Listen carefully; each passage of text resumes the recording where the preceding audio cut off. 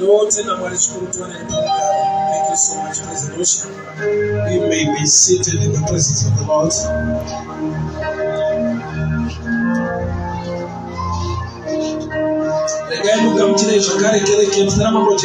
Amen. Amen.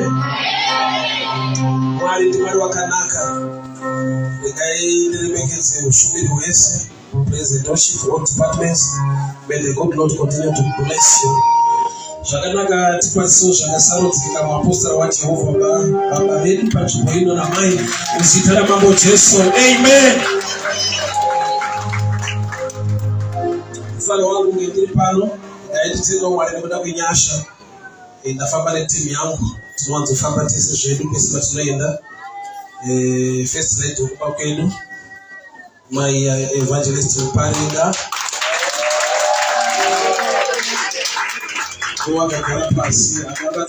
That's my first born.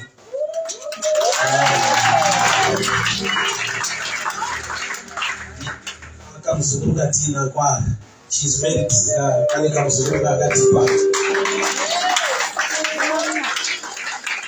Yeah, this is fun. Yeah.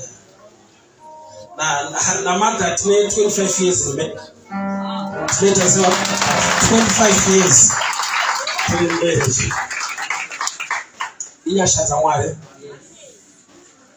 That's very interesting. Ruth chapter 4. Ruth chapter 4. Ruth chapter 4 from verse 5, and I'll read. Then Boaz said, one of the day you buy the field from the end of Naomi, you must also buy it from Ruth the Moabitess, the wife of the dead, to perpetuate the name of the dead through his inheritance. And the close relative said, I cannot redeem it myself, lest I ruin my own inheritance. You redeem my right of redemption for yours, for I cannot redeem it. Now this was the custom in the former days of Israel concerning redeeming and exchanging. To confirm anything, one man took off his sandal, gave it to another. This was a confirmation in Israel. Therefore the close relative said to Boaz, buy it yourself. So he took off his sandal. And Boaz said to the elders of the people, you are witness to this day. I have brought all that was Elimelech's and all the children and the Malons from the hand of Naomi. Moreover, Ruth the Moabitess, the widow of Malon, I have acquired as my wife, to perpetuate the name of the dead through his inheritance, that the name of the dead may not be cut off from among his brethren. And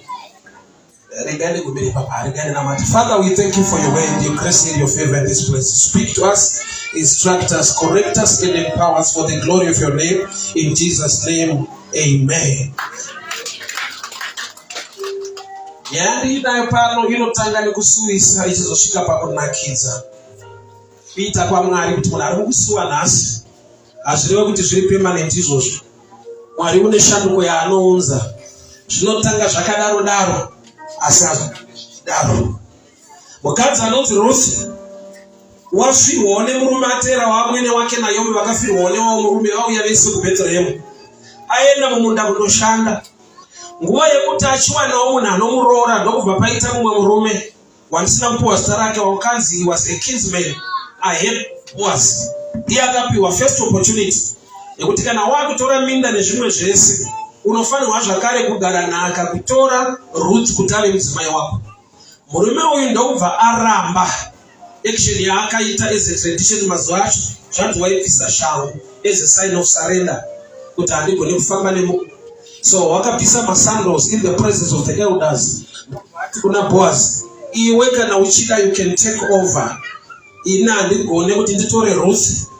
Chikonzero, I don't want to endanger my inheritance. Mazwaya anoreva kuti murume uyu une nhororondo, une history, une kuziva pamusoro paRuth. Kuti Ruth wakambororwa naMalon for 10 years haana kubvira aita mwana. So ndikamurora ndiri inini. Iyo minda ichita kuzonzi vana vedu vazovaridze munda ipanhaka. Ndikarora uyo ane record yebarrenness asina kubvira abereka, ndinenge ndakukanganisira nhaka yawo. So pane chikonzero chiri genuine chinobatika chiri kurambirwa Ruth ari muBethlehem. Akauya kuimba yaMwari abva kuMoab. But ane the first challenge yake ndeyekuti pana ari kuti azviite kuti ndimuto ndokubva asarenda kuna Boaz. Ndinofara kuti Boaz nyangwe zvikonzero zviripo ende nyaya achiziva yaRuth akati I'm willing to take her as my wife. Pandandishumire masikatanas. Kazhinji munhu wakanzwa kuti kana wauya kuimba yaMwari maansa ese anenge ari mayes, which is true. The answer yaJehovha is yes. But there can be a no, a process inokulead kuna yes. Kurambwa kwemukadzi uyu kunomurwadza nokuti ari kuziva kuti chiri kundirambisa manje handigone kuchinja kuti ndigone kudiwa. Why?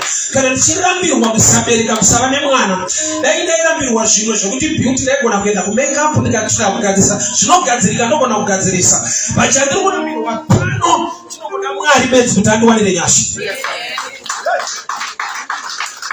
Chikonzero chaari kunzi azviite kuti ndimutore indau yerekodi yekuti wakaroorwa for 10 years akabvira abereka. Saka chandarambirwa pano nomuromo uyu chinhu chiri tangible chine evidence. Handina zvimwe zvandingagona kuita kuti ndinzi ndaakutobereka panapa. Dai iri beauty ndaigona kumira-mira ndoenda kuma-beauty parlor ndogadziriswa ndaigona kutraya. So pane a genuine reason yekuti azviite kuti uroorwe. Munhu wese anoda kukuroora akaziva nyaya iyi, pane danger yekuti amuzogona kuva nevana obvawo atadzira nhaka yake. So mazwi iwaya ekuti ari kurambwa ari muBethlehem, ari munzvimbo yaaitarisira kuti daenda wanikwawo, anorwadza. Ufunge munhau dzekunamata kune zvinhu zvinorwadza zvekuti wega unoshama kuti iri reason yekuti ndinogona kuzvigadzirisa ndega ndatraya. But zviri too spiritual and powerful zvekuti at my level chiripo kungochema chete. But ndinofara kuti pane murume unonzi Boaz ari kuti iwo kana waregedza I will take over. Saka mubvunzo wobva wati Boaz haazive here zviri kuzikanwa nemurume uyu. Boaz haana here nhororondo pamusoro paRuth iri kuita kuti agone kurambwa nemurume ari kuramba pekutanga. Chokwadi ndechekuti nyaya yaRuth yaizikanwa muBethlehem yese. She was a Moabitess. As part of Israel, munhu akandotorwawo kuMoab akauya. So nhororondo uye nekuzikanwa kuti akambenga akaroorwa ende haana vana vekunongedzera muwanano yake zvinozizikanwa. But Boaz was ready to take her as wife. Amene wanda yakuzoshumira masikata nasa. Munzvimbo yauri kurejectwa, Mwari ngaakumutsire vanhu vasinga vanoignowa zvinokurejectisa zvese. Lanzwe kuti kana vamwe vakaregedza I'll stand with you.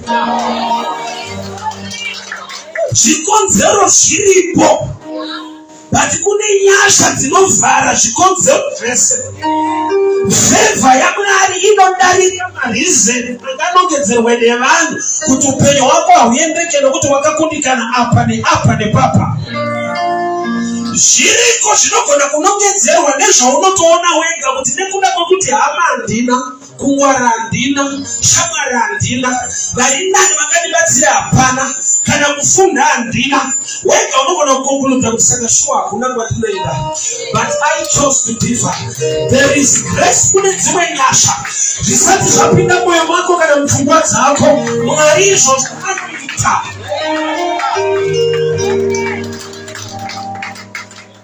Zvikonzero muupenyu zvinooneka Bible rakunoti looking unto Jesus author and finisher of our faith. Kureva kuti yadakuda kukutipa ndekuti regedza kutarisa zvimwe zvese. Don't walk by sight. We walk by faith. Gona kutarisa focus yako ngaiwe panyasha dzaMwari. Boaz chinomupa kuti iwe kana usiri kumutora I am ready chocho chinonzi grace. Why? Because zvikonzero zviri kutozikanwa, but nyasha dzaMwari dzinodarika zvikonzero zvese zvinozikanwa. Sababu challenge ili maneno shumira ndikubatwa ni mweyo testimony futhi. Yeshua shweitwa na mwalimu upenyo wangu. So outstanding. Kisa zvukuti ndika ile nyaya ya Ruth is all about the grace of God. Mwari wazuro nhasi namangwana ariko. Nyaya kunamata isinyaya ingano dzakaitika. Inyaya zvinoitika ende zvinoitwa naMwari muupenyu hwevanhu. Muikonomi yakadai mukushaya kwako hama kana kungwara kune dzimwe nyasha dzinoignora zvikonzero zvese dzokusimudzira. Ndaona Mwari achiita zvinhu vanhu vachitaura zvikonzero zviri genuine kuti patichagone patichazive chaite zvakati. Mwari woti aiwa kana uyo atenda maniri vese akamugamuchira akavapa simba. So kune rimwe simba rinodarika kurongeka nekugona kwevanhu nekuti vanhu ngavakuignore pati nyasha ngadzikuroketi.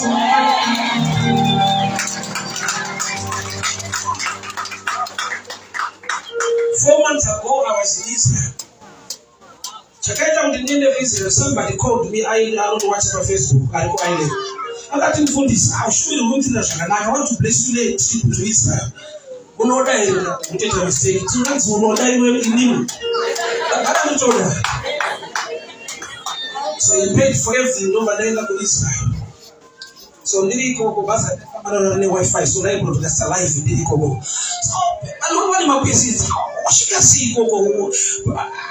But right now because vane zvikonzero zvinoita kuti usasvike ikoko. Zvavanotoona. Kuti usibasa kuti unganzi wa raise mari about 2500 yema flights nema hotels kune unoswera ku Israel. Zvikonzero zviripo zvekutoti azviite kuti uende. But kuna Mwari wa Ruth anoti mu area ya urukuramba ndichakumutsira munhu anokuda. Mu area ya usingagamuchirwe ndichakumutsira vanhu vanokugamuchira. Mu area ya unotarisirwa pasi ndikushaise wako anokusimudzira.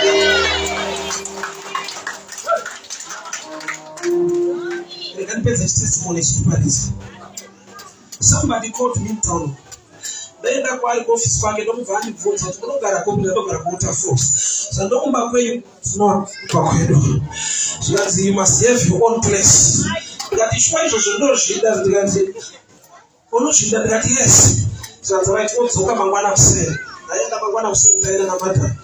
Ndasvika ndokubva anditi ndoda kuti utore secretary na driver muende kuproduce. Monotarisa mastenza ariko 3 kroyo. Ondoudza kuti uri kuda ipi. It was like a dream. Taenda tachuza tadziona takasvika malawyers akatotumirira kubenki. Tozasaina mapepa aya mutambire material deeds. The place is now yours. Just like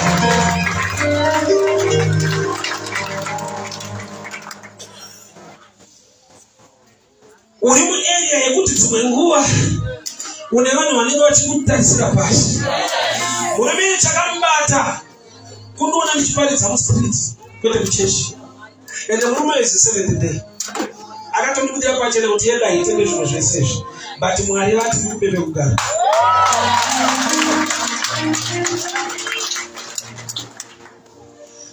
So ndafarira testimony iyoyo. So takava neyekwesere kuti ukangova kuimba dzimwe dzedzi unodovapa dzimba chaidzo. Ndova ndazozwa futi call yapinda zvikanzi I know kuti kuvaka ndokunotozorema wese. We are ready as a bank to build the house.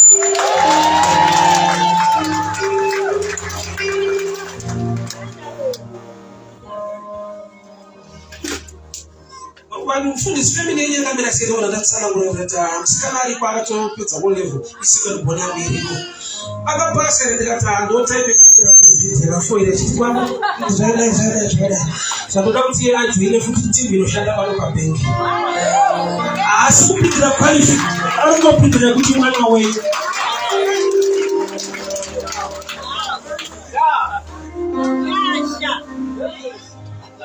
munyika yekuti wakamira paroni Kristu anoti washaya zvikuita asi Mwari anokumutsira vanhu vari kuona zvauri.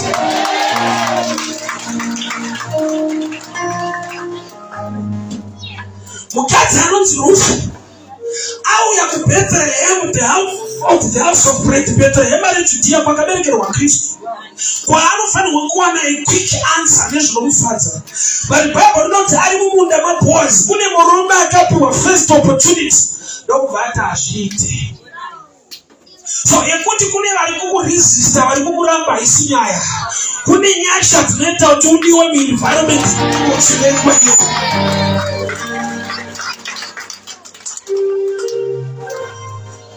So favor ina Ruth ndeyekuti murume anonzi Boaz is the one who owns the field. Ndeyekuti murume uyapiwa opportunity result anoita nezvei. Kuda kuti Mwari vawanira Ruth nyasha dzekuti vasina zvavainazvo ngavakurambe udiwe nevane zvavainazvo. Uyo asina munda ngasiyane newe. Ndakuda kukupa the owner of the field. Saka first step iripo ndeyekuti uchasangana nekusagamuchirwa. But you are in the wrong place. Hama dzangu panzvimbo kwayo panogona kuitika zvinhu zvisizvo. But chandinoziva kana iri nzvimbo kwayo ina Mwari pane zvichaitika bedzi. It's a matter of time. Uri mumunda mauri uchirambwa. But chandinoziva anonzi wako aripo.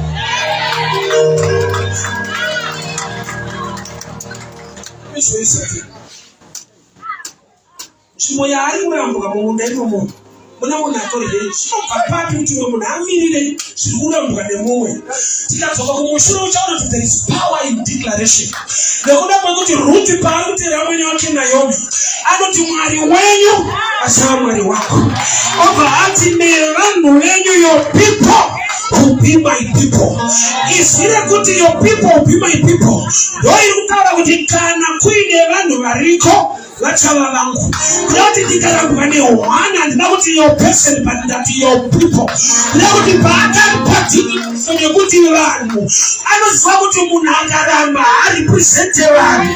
Vanhu vandakati ndevangu variko. Vasiri vangu handina basa navo ndinokuda Mwari vakuchandipa anonzi wangu.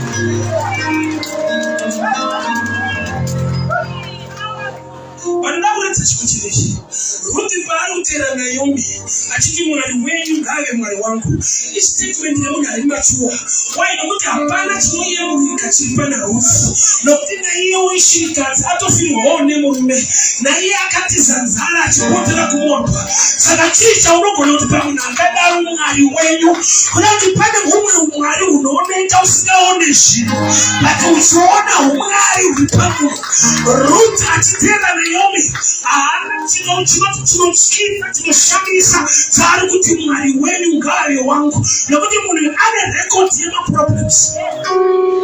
That's why Jesu akati murume mbavha zvinokwazvo ndiri kuenda newe kuparadhiso nhasi chaiyo. Sei prayer request yetsotsi yakagamuchirika very fast.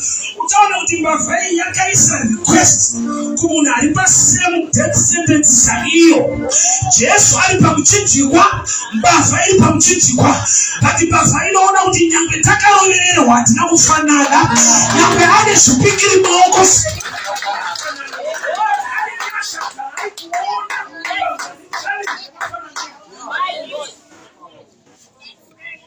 Meso iwayo tinapana mati.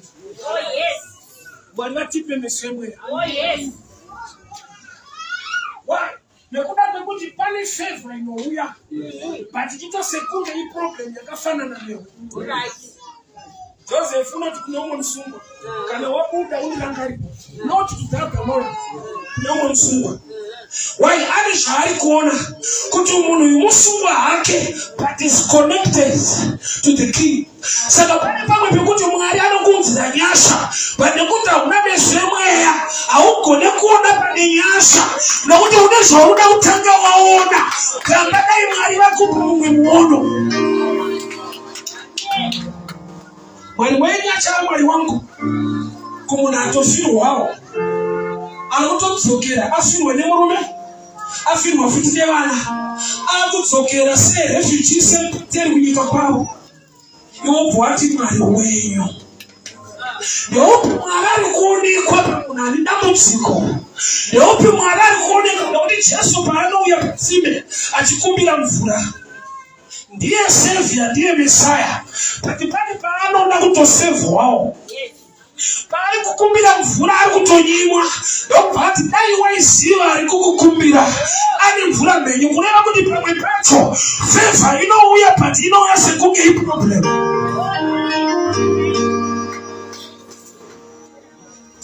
Mwari unounza nyasha panzvimbo but zvinogona kungobatika nevanhu vane meso emweya ekuona kuti munhu yakabroka seni but hatina kufanana spiritually. Ane blessing muupenyu hwake inogona kubata upenyu hwako but for the meantime Naomi naRuth vachifamba vese ishirikadzi dzakafanana but anoti muna Mwari wenyu wandinoda. So pavanosvika kuBheterehema Mwari waakada anotanga kuita zvino nokuti iye Ruth Naomi haana ability yekumuberekera murume anomuroora. Mwari wacho anavo varume vanogona kumuroora kureva kuti ukagona kuona chaMwari Mwari wacho hakurasise.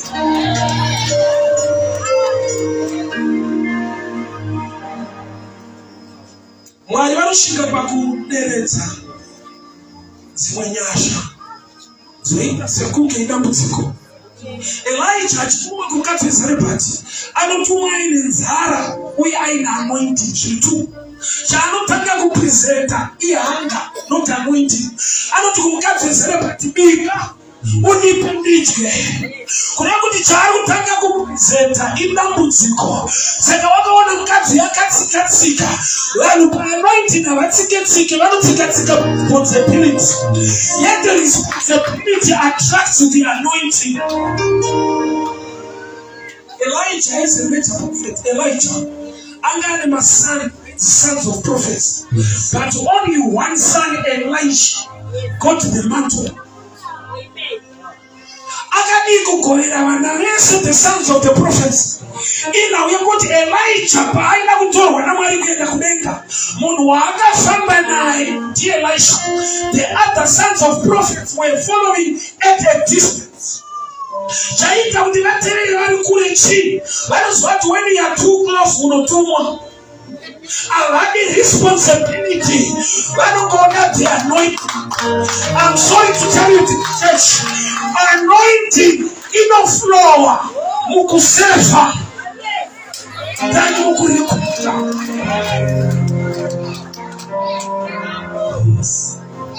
Zvimwe zvaunokumbira nekutsvaga hazvikumbirwe. Zvinofanirwa kuflowa muupenyu hwako kana uri right position uye uchiziva zvekuita.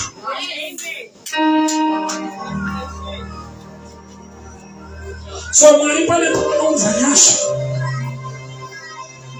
Chakapa Ruth kuloketwa mumunda.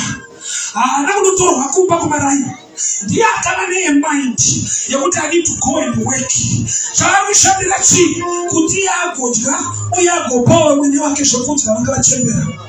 Kuti akava neresponsible mind yekuti I need to do something kuna vamwene vangu. So paanopinda mufield anosangana naBoaz, but chaainga hasi murume, chaainga kushanda, but ari mukushanda Mwari vanomupa murume wacho. Problem ndevanhu vasingade kushanda muzvinhu zvaMwari, but vachinda zvinobva kuna Mwari wacho.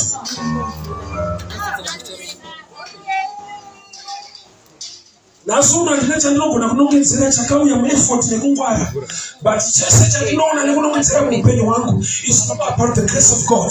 Nyasha idzi dzakandwana cope in serving you. Tine zvatinonamatira pane zvinongoitwa naMwari even usina kuita prayer simply by serving.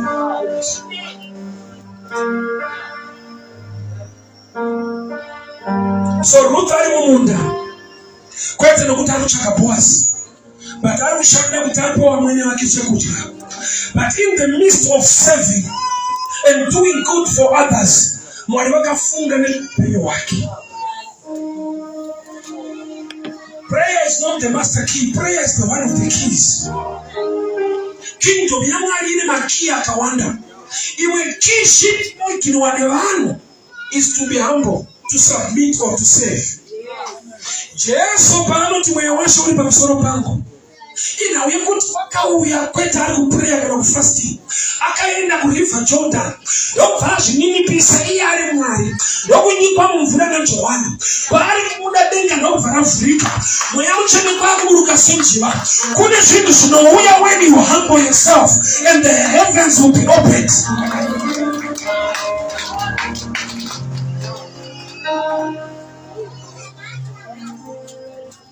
Boaz ane tsika yekuti hatsvake musikana kumaraini, anotora vakauya kumunda. Problem yevazhinji ndeyekuti kumunda hakuendwe. Anenge achikuchema kuti Mwari ndiwanire nyasha, Mwari ndiwanire nyasha. When you serve, you attract the anointing that you serve. Pane pekutoti mfundisi asina kukubata, unogona kuchibata, and I'll give you a scripture. Mukadzi aiva the issue of blood. Ndiye mukadzi akandichallenja.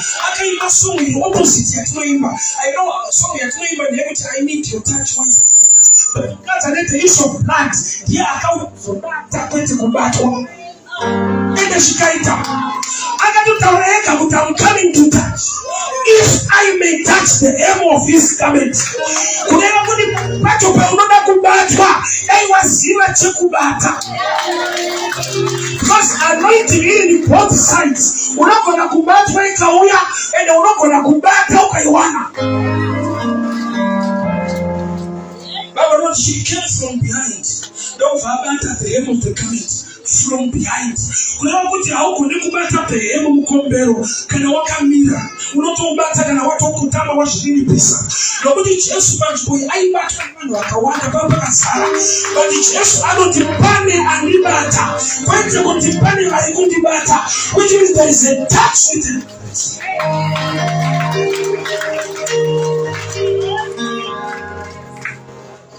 A touch with a difference. Worship God with a difference. Praise God with a difference. Namata zvikuti Mwari vanonzwa kuti pana ari kunamata pakati pevanhu vari kunamata. Rumbidza Mwari zvekuti Mwari vanonzwa kuti pana ari kundirumbidza. Ipo pane vanhu vakawanda pati kuti pana ari kurumbidza. Worship him with a difference. Mukadzi anonzi Ruth ari mumunda. Ende zvaivapo ndezvekuti kune vainhonga vari kumberi. Ivo vaiswa kulast part iri custom tradition yekuti shirikadzi nenherera vanonhonga zvinenge zvasara mumunda. They were not harvesters. Zita rechirungu rinoti they were cleaners. Vanhu vanonhonga zvasaririra. But end of the story, a cleaner anamuramba ari ku-cleaning position spiritually. Nokuti wakainga Mwari wokwaIsraeri. Mwari vakamuwanira nyasha akanhonga muridzi wemunda kwete munda.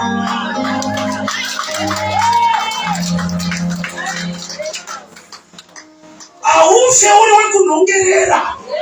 Kunhongerera ipassing faith. Zvinoitika. But mukunhongerera ramba uchiti Mwari ndiri pano. Ndinoda kuona ruoko rwenyu nenyasha dzenyu. Pane pekutangira but haufaniri kufira pekutangira. Kune kunobviwa but pane paunofanira kuenda.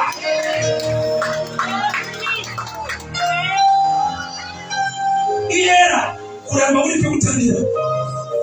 Pane panotangirwa. But kuramba uri ipapo iyera. Ainhonga witi yasiiwa by mistake nevanhu vari kumashure. But akasvika panguva yekuti akazova mai Boaz, the owner of the same field. Nzvimbo yawainza muuye kana kuperi nhongai muri kumashure. Mwari unokupa nyasha to own the same field. Hama dzangu yandiri kuparidza ndoda kumutsa vanhu vari radical pakutenda. Vanoti hazvirambe zvakadai pane kwatiri kuendesa.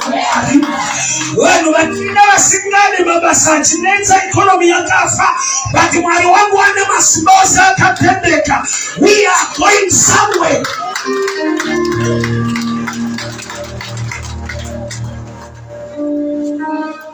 Pane kunovhiwa. But kuna Mwari une nyasha.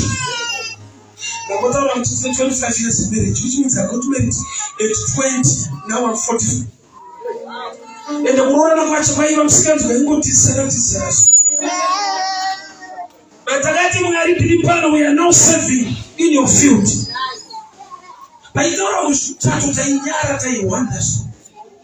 But one day, I received a phone call from UK. You know, Sister Sarah. No, I don't want to inspire Facebook, but I'm not going to ring she. That I'm not going to say, you got to show me so that the man one and the prayer of favor. And I will tell you, check out the venue later, Marie. Yes, 74 years and my parents. I don't know, guys. In the next room, they will Mangwana katika tuende tukenda shogro tukenda kupitia tapenza tuka Sister Sarah Piri. Mangwana wenda kwese nini? I'm paying for the wedding and everything.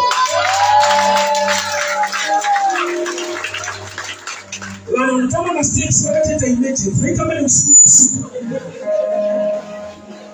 wote nataka kufanikwa ili mali yake meshes mema steps pasina sasa kama na imagine wewe kama tena usiku atakamba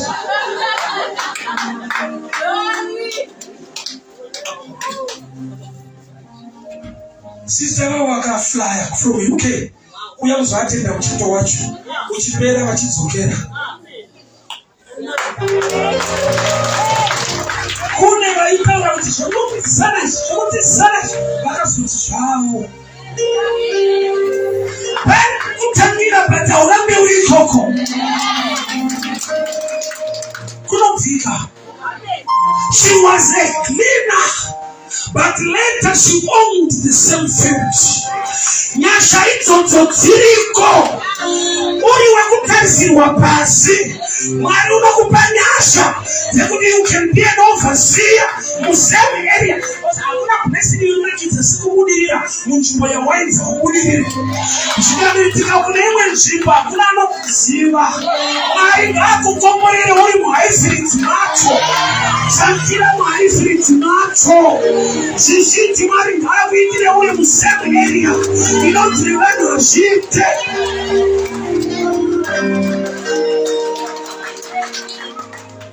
Serve God, trust God, believe in Him.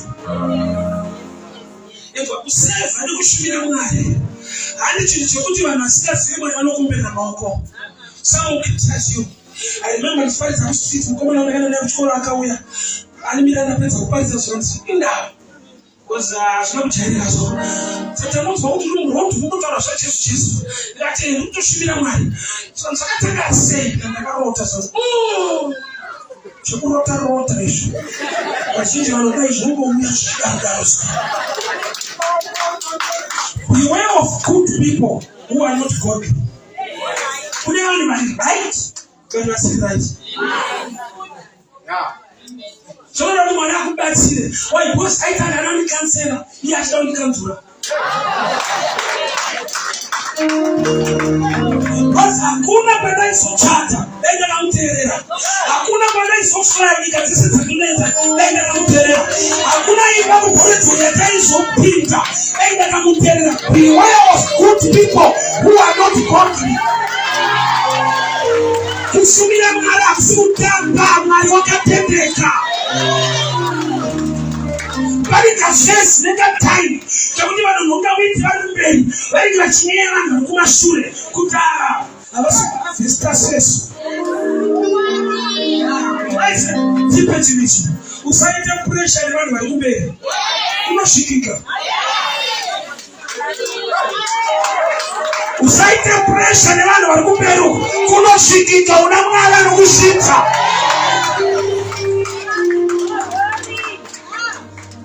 Nei vakabereka Jesu zvipo zvemwana hazvinokwanikwa mumalocals. Hakuna vanhu vemulocal vakamupa zvipo. Why? Because Jesu china munari chinokumutsira kuvengwa. Chakaita kuti vanhu vasauye kuzocelebrata namai vemulocal vaitanga kuti vhara munhu usaziva murume utsotsi hwako ndouchakupa mapampa nezvimwe zvese hatiuye. Bible wrote the end of the world is not short. The wise men from the east kune vakamutswa naMwari nokuti kuna akatakura chamwari. Vanhu vavakushore vakatakura chamwari, but Mwari uchamumutsira help and favor from the hand of the Lord. It's not short.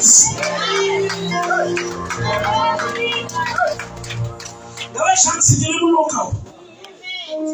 Can I but it's what happened, but should be the one. So we touch you see the hand of the Lord is not short. Rogo what and no publica. Couldn't come from the east. Right. I was what made us not to make a chest from Bethlehem. I can say what you. I'm a channel. I can't be what's going to one sheet. But I'm not making a going Maramba. I can make a shakadaro. Kuramba Pavana is Sinya. Marina Kanda Shatopera. When Wachira Babasikade. Marina Quadrinyasa. Ruth Prophetic, not a Tanga. He said it about the Boaz and Ruth. To Nakubata, another man. Wakati kuna Ruth ashite, nikatoa typing, the races and Akayam. When it comes to Bati Kariko, the fire shall get one of my questions. Rap, Jericho, Akaroro, Akawamichi churches. Rap, tell what you say. Kaisika, what Jericho nest. Salamariaka Swati rap, Aro, Webano. Can I buy the Laman and no Siva? One in a little said, but it's a mistake type by Torway. The one and Mrs. Jericho. Salamariaka Kaiti, what out I am away, Sivakasia rap. One silence opposition test. When out against your life, 9 years I silence every voice against your life.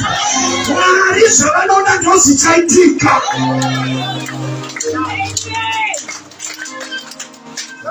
let us have your Mukamurura. Teteri, Bami Mari, Sanom Selu Mari.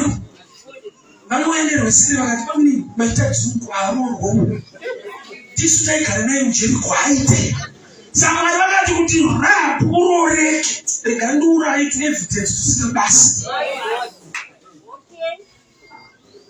And my dog can write his later, soon I talk about. What am I going to do? Church, Panakuram, Moon, I made you grow. Somebody could have walked a parent, no, as she told you to no, I want to get it to sharp about food. I'm not to touch your mortgage to sharp about food. Well, some Scabasuka man was. I got you all to put the Muramba. I'm ready to take off. Was Baga Tona Ruti. Why don't the Ropa Fata? Ropa Fatoya, going to let you over. But I Ropa Fatma Cabere Kamana.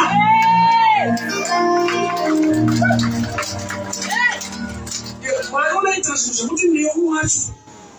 No, but doubt you to fashion. She means it. Roman force in our driving school. I find the person of festivals. What about you to say license? That Guru said, I don't have a better steering on. What do I imagine of you? So as I am wine or at Aura, I want to eat an arrow of liquids. Tell of getting the fire 3 times. That time I end up in the broom. My uncle component. I'm pyramid. Next a later, sweet. What am I doing now? What in now? No bread. Jacob, I don't to my own. You see it. You know, slide to company that I'm packing on champion. And you could see it. Woman, nobody will want my can do something. You know, see, I went to win it to Trymore. 40 times over the past. God bless you. God bless you. In 3 months' time, I don't know how we are to find some parodies. That means I'll get a long time to normal 2014. When we found a city Papa, that I tell you, Papa, but I don't know come to the my water. So that's why I'm going to take them water away anymore. That Marty was also from one understands how to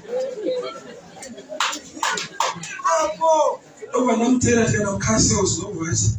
In one day, that day, Wapinda mufisa kabada. Ukanishika roza. Thank you ndakuze kuruka na kweko. My God. Kumba. Da anauvura gate ndakatidza kupero. Unoita mini 2 minutes. 2 minutes. Namwaro. Iwe namanga na kuitu list. Namwaro.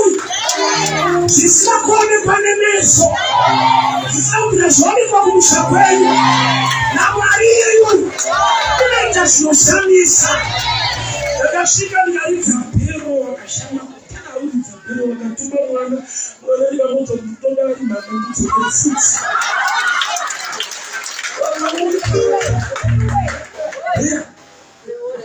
Nasdelu. Mimi nitsuku le mablessings. Musiwo. Anamuta 30 minutes baba. Tatafena kumusha. Unoronga wendo. Zakateza tamuno kizikoko ilayimu ko tatinge kwa time kuya kuna chinoku barishika pano zvinati dzamupenyu wakakomera nevanhu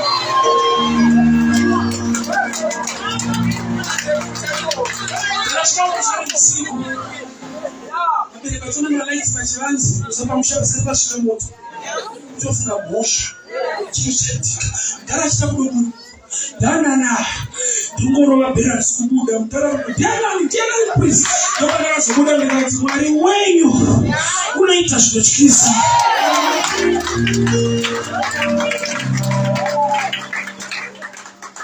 for same environment iri kuti ndikatora Ruth ndavazisanakaya kune murume akati ndipano macho mwari ngaakumutsire vanhu mwari ngaakumutsire zvese paunorambwa nekudzingwa tamba wakabata pana Kristu uti mwari ndinokunamatai mukurambwa nekudzingwa nokuti iva hamupererwe munawo vanhu hamuna munhu mune vanhu mune mwari unoita zvinoshamisa rakadaiwo upenyu hwangu ndiri mumunda wepabheterehema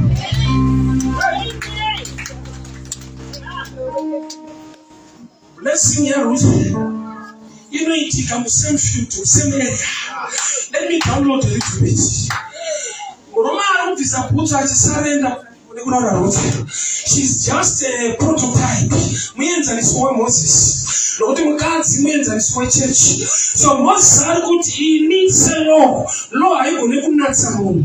Kana munhu akatoipa akatoipa ega. Kana munhu asikabereka handigone kuti abereke. So Boaz is a shadow picture of Jesus. Ari kuti handikudire kugona kwako, ndinokomba kuti ndikugonesewo. Handikudire kubereka kwako, but ndine simba rekuti ubereke.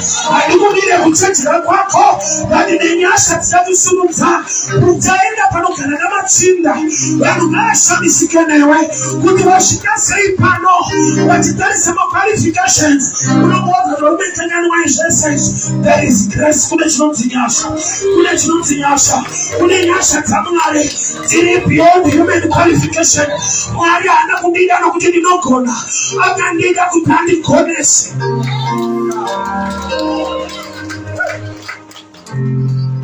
Mwari asikutsvaga type ine potential. Akuna type ine faith. Even pasina potential, pasina chinooneka chinobatika kuti maybe nekona ingaigona kuzosimuka. Mwari ndopano type iyo yomacho. Murume ndauya neshoko rinoti uye radical in faith. Ukaona Mwari vakusaudza spokesman anonzi Moses ane problem kusataura, but wakuti iwe uchiva mutauri. Kuna kuti Mwari vari kuti handitomboda kugona kwako kana ndakusaudza. Nyasha dzangu dzinofanirwa kugonesa tisingagone. Moses asingataure anoti Mwari ndinokakama. Mwari what have made you a spokesman for my people. Mwari ngaakuite example iwewe kuti handidi vanogona ngavagonese iwewe. Handidi vakachenjera but ngavakupe nyasha. Mwari ngavaite iwewe example yekumusha kwako.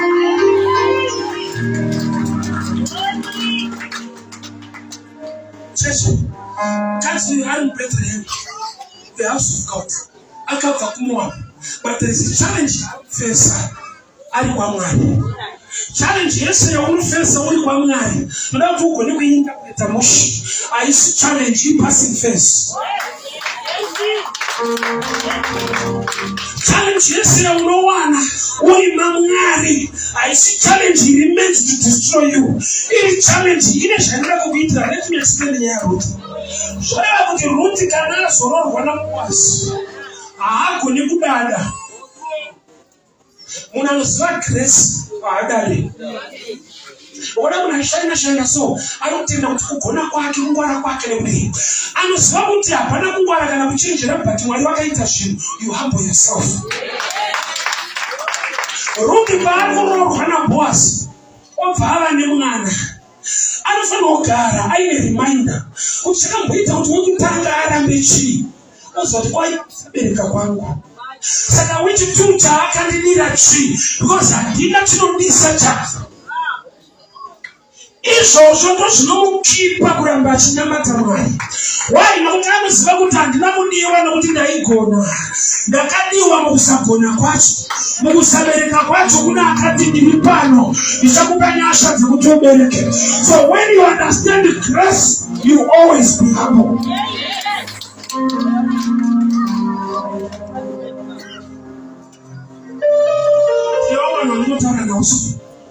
Let's say when I phone, maybe from Canada to Australia, I start maybe.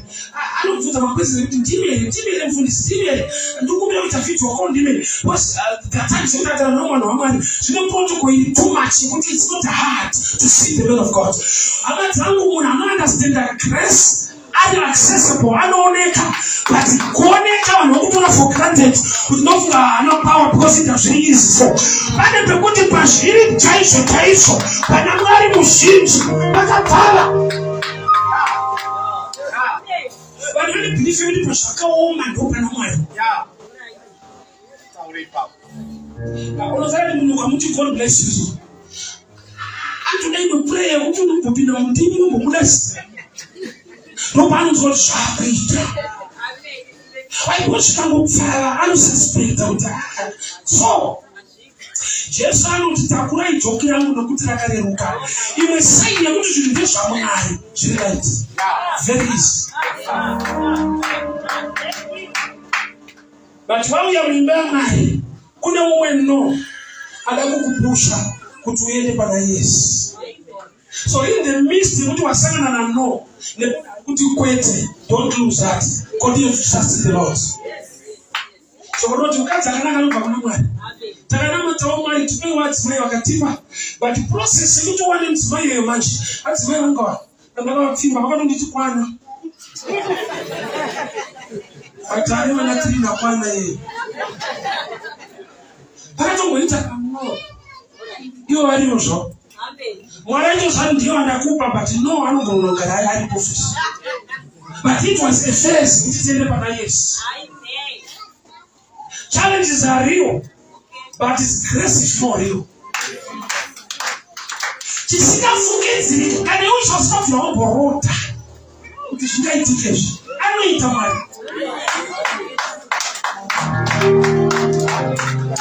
problem, you want to wish or which kinds of schools help. We'll take about them, we'll shut up to my national life.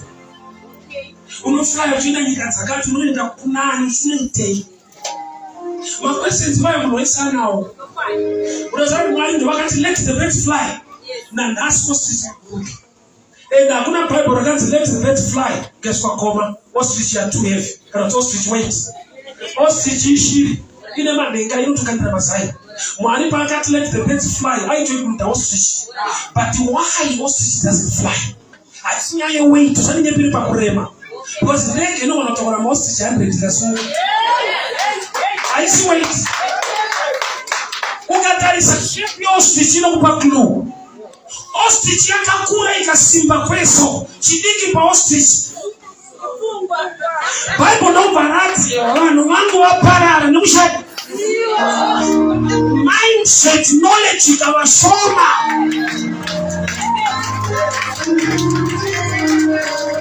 Yoda kutuwele knowledge yakakura mnamnari. Itika yake mngari. Kuti type yako hii haitembiri nayo kana haiko perfect.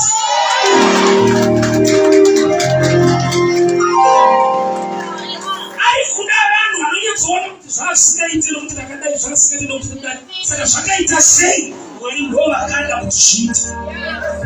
Ruth, tinomupa murambari hangu wachinamata. Kuzva kuti zvinorambisa. Andiri, chazvitoripo. Vandakazongodiwa zvakadaro. Zvinoita kuti usasimuke usaende kure zviripo. Asi kudenga kuna Mwari. Ausunamata Mwari anodzidzira kuita Mwari. Mwari haasi kutenga vanhu kuti maybe vanhu vakakuunganira so vanozokusimudza. Iye pachake. Ukaverenga Genesis 1:0. Pakutanga Mwari vakasika denga nenyika. Ota iyo inzwisise. Builder wapanyika atanga nerufu. Antanga nefoundation madzinozvisa rufu. Mwari kuti zvityise akatanga nedenga racho. He can raise you without people. He is able to raise you. When he can be your pillar. He can be your pillar. He can sustain you.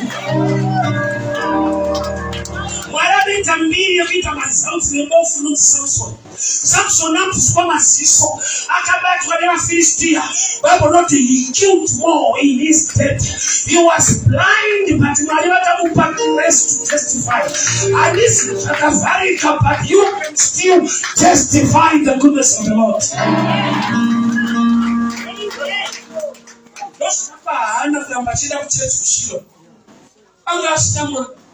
Pengine ile wanawakawanda. Chicha mpaka mata. Akasiba kuti handisi muwanano nikuda kwekuti ndine vana. Ndiri muwanano ndisina vana nikuda kwekuti ndina Mwari arikuchengetera imba yacho. Zvinoita kuti arambwe zvazviripo. Bhaibheri roti Eukana waida mukadzi wake Hana zvakatopetwa. Zvaita kuti adiwe chiye asina vana. Ndo dzinonzi nyasha. Nyasha dzinoignora zvikonzero. Hakuna sina zvikonzero pano. Mareasons ekuti handisimuka ndibudirira ndizodai ariko. Ndakati one picture yewedding. That's why the first miracle yaJesu yakaitika pamuchato. Nokuti muchato wacho uri a symbol of grace. And I'll show you. Ukaenda kumuchato, muchato anofira kuti inonzi veil. Then I have recognize so. Indainetsika kuti vanombomuvharirei. Unofanira kushaina chioneka so. Iye wacho apinda mamuri anochata ndiye wakuvhara kumeso. Vakaunderstand kuti kana yaye wedding igrace. Saka dzimwe nguva unogona kuperekedzwa nevakanaka kudarika iwewe. Saka vanokuvhara kuti vanhu vasazotaurisa kuti akasiyeka akasiyeka. Unoperekedzwa nevakanaka kukudarika. Nokuti kunenyasha zvisingatarisi chikonzero. Chikonzero zvese kumashure. I'll get my Boaz by grace. Chikonzero zvese kumashure. I'll get my Boaz by grace.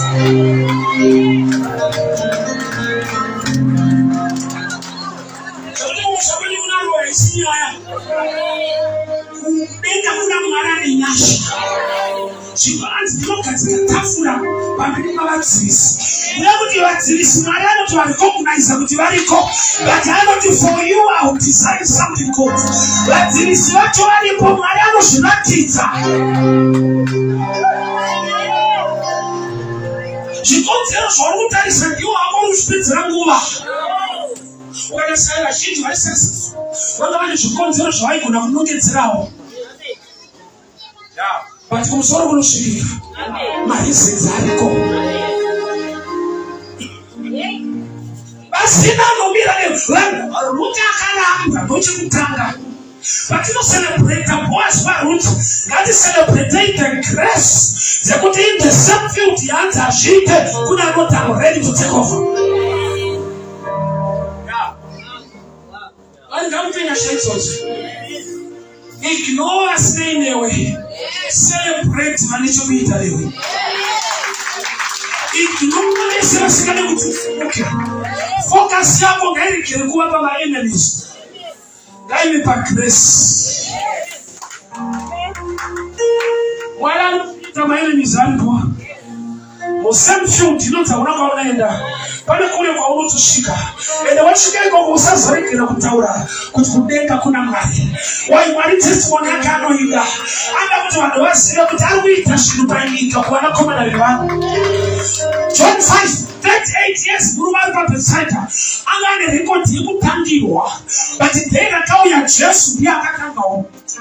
Unogona kuita record yekukundwa but nekuda kwaJesu anokuita umukundi. Pakauya Jesu he became the first. Unazana kuti testimony yemapedzenda yaitangwa nemunhu anehembe dzatotota nokuti waitowira mvura. Sawesaipa testimony aitosvina mvura pahembe kuti ndabudirira wena zvaita. But Roma 38 years later akafamba haana hembe dzakatota. Kuyakuti Mwari vanokutisiya masystems ese anokuchallenja. Wokuita number 1 asiri kupinda mucompetition.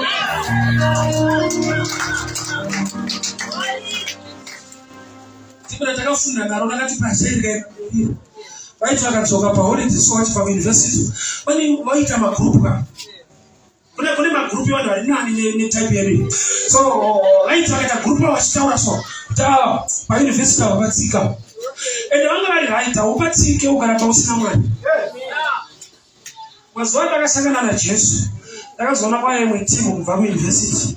So atimba lectures pause rate scripture ine timu yetinayo. We have just sat down that we need you to teach us on certain elements. Ini okukumbwa ndakazoenda kuuniversity kwete kunodzidza. Vakandikunda vakaenda kunodzidza ini ndakatevera ndichinodzidzisa ikoko. Ivo vakaenda vakagara mubenchi ndakaenda ndikandomira kumberi. Uno zvikonzero zvinenge zviripo kunzi hauende but nyasha dzinoita bypass every reason.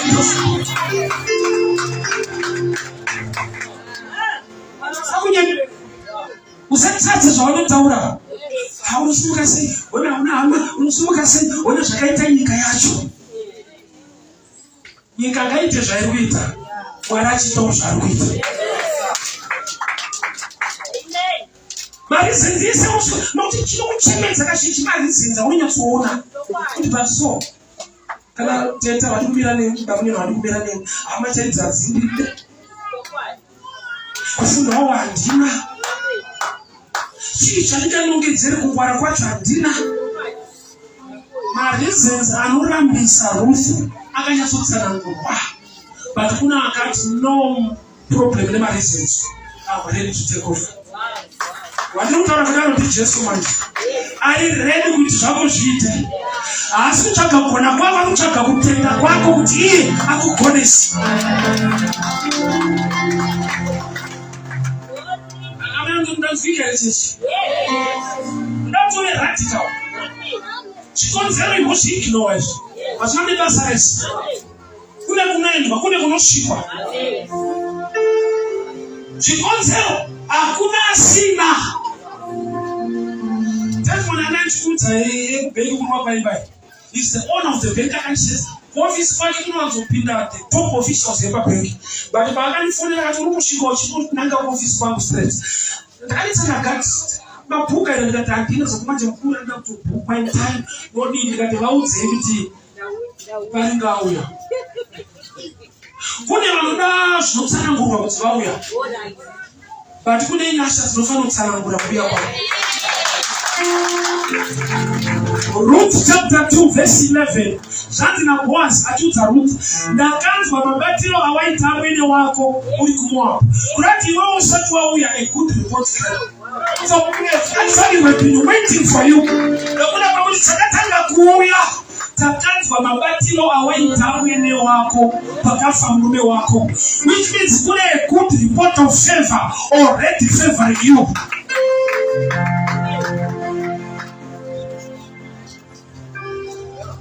Ichokwadi kuti unogadzikwa namachimba. Ichokwadi ndiripo unoita kuti uchasuna ndinaro timu iri zvinoita munono zvausingafungidzire zvacho ndozviri mukati kuita waMwari. Mwari haashandise vamwe, anoshandisa munhu wese. Chishamiso chekuti waigona chinoti pakapadhira. Hakuna vanhu vanoronga zvakadai kuti Mwari azvironga izvi. Hakuna vanhu vanoita izvi kuti Mwari ari kuita zvinhu izvi. Ndokubona tichikuitira basa. Namati wandauita masikati ano uri radical. Wenharo wekuti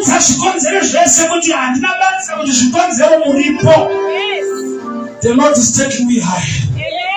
My Boaz is about to come into my life. Boaz wakuchinja wangosikataisire kusunga waniko kwauri. Don't be yake mwari machi. Mbiri yake ipa kubala nuchimba mugwenga for 40 years. Pasina abatagaza akamusakura. Mbiri ya mwari ipa kubala nunyama. Pasina mabucha aripo. Mukuru wakagarira anozoshamisa uchida warugari. Mindset yako ngaindiswe pachikonzero. Tarisa kwa hari. Anoti chikonzero shiripo.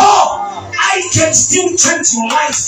Let us begin to pray. Father, we thank you for your weight. We thank you for your grace. We thank you for your favor. Every reason, you go there where that is for another when you need to join them down to a certain day. Kuna boss akala mirira. Mchene na matana kutenda maskati ano. Every reason I put it aside. Every reason I put it aside. Every mind of the enemy I put it aside. I prophesy. Boaz coming your way. I prophesy. Waiting coming your way. I prophesy. Marriage coming your way. I prophesy. Financial doors to be opened. Warengi waripo. Nyashangati nurwe. Wasina kude waripo. Waringa kumutire wanokuna. Nesitara cheso. Bamani utawa nyasha. Veka ngai lokete ruta. Veka ngai lokete wanamenyo. Bakereke ino mnare. Batendere ino Jehova. Nyashangati nurwe. Wakaramba kanadiwe. Wasina faile. Wanamutire wanawafaila. Wani business akafana. Utaima memato. Let opportunities. Marunga itashisamiso. Na kupura kuwana wenyu. Na kujindimi wasuro. Nasina mangwana. Baba, I prophesy in this meeting. I prophesy. Setibo ya Aroni. Isina minsi. Yakawa nenichero. Nenichero ya kaifa. Baba wasina ama. Wasina shamari. Wasina kufunda. Wasina wanobila nao. Ini Jehova makatendeka. Roko rwenye alinamtupita. Terenya inakuleverwa. I prophesy. Boaz coming. I prophesy. Boaz coming. I prophesy. In the name of Jesus. In the mighty name of Jesus. Nyashangati nurwe. Nyashangati nurwe. Nyashangati nurwe. Kamchira nyasha. Kamchira nyasha. Kamchira nyasha. Receive your Boaz. Your breakthrough. Receive your Boaz. Your breakthrough. Receive your blessing. Nyashangati nurwe. Nyashangati nurwe. Nyashangati nurwe. Sina mpira shaitu wakuba kwenyu. Kana kumusha kwenyu. Mwari wako wanile nyasha. Mwari gaite shishamisa. Na God of Ruth. Na kupe Boaz wako. Mwari wako wanile nyasha. Sina mpira kumusha kwenyu. Mwari kala shite. Inoraida. Kuoka kwata ipanga kunyatisi. In the mighty name of Jesus. In the mighty name of Jesus. In the mighty name of Jesus. Kamchira nyasha. Kamchira nyasha.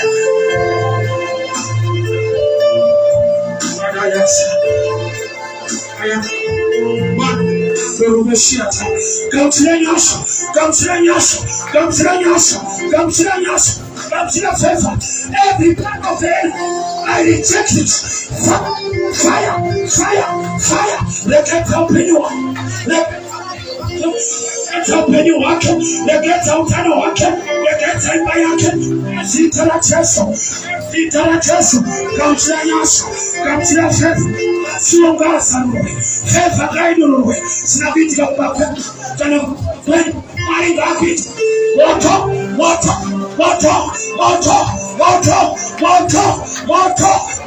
simba ya mazi, fire, in the mighty name. By fire, by power. Kamchira nyasha. Waringa kupe boss wako. Waringa kupe mindoro. Waringa kupe nyama. nezita Yesu, nezita Yesu, kamchiranyasha, kamchiranyasha, in the mighty name of Jesus, receive the grace, receive the favor, yasha, waringa kurangari, waringa kupenyasha, jiboya wakara, yausina kukamuchirwa, kamuchirwa, mujiboya wasina kukamuchirwa, favor nezita Yesu, favor gaiduru, nezita Yesu, favor gaiduru, nezita Yesu, by fire, by power, receive the grace, receive the favor, in the name of Jesus.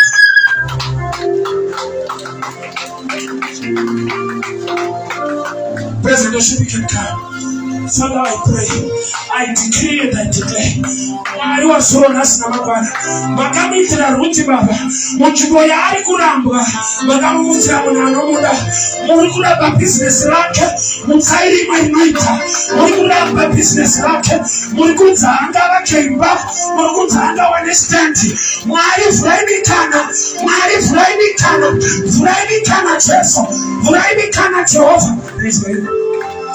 Father, I pray, I release grace and favor upon this choir as this. May they receive the fire, may they receive the grace, by fire, by power, may they receive the fire, receive the grace, in the mighty name of Jesus.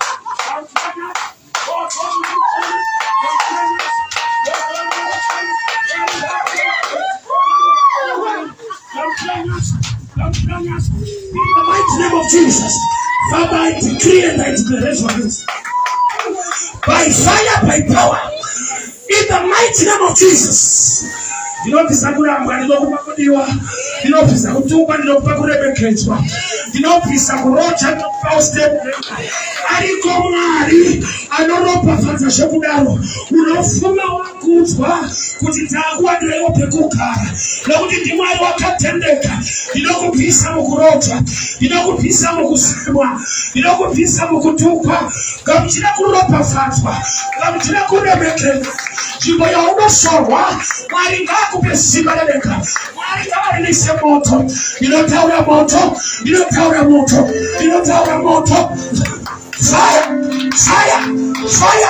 Fire!